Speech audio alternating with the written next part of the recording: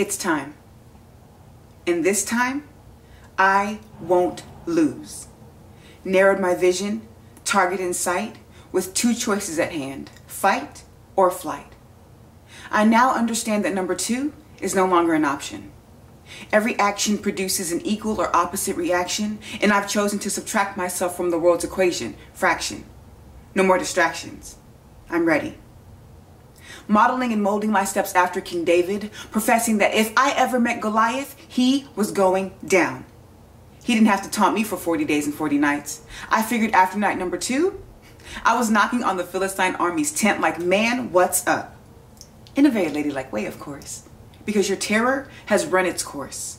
I'm sick and tired of believing your lies, allowing fear to captivate my eyes. Now all I can hear is the author of lies, a wolf in sheep's clothing disguised.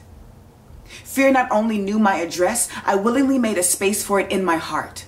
It took over every muscle in my body, measured me out to equal a nobody. But who's a nobody?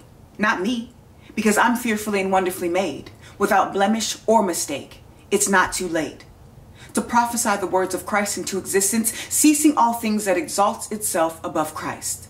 Go lie down. Sickness, pollution, confusion, pain, go lie down. Victimization, delusion, oozing in shame, go lie down. Pulling me in like a moth to a flame, go lieth down. No longer a pawn in your schemes and your games, go lieth down. Go lieth down. Go lieth down. Go lieth down.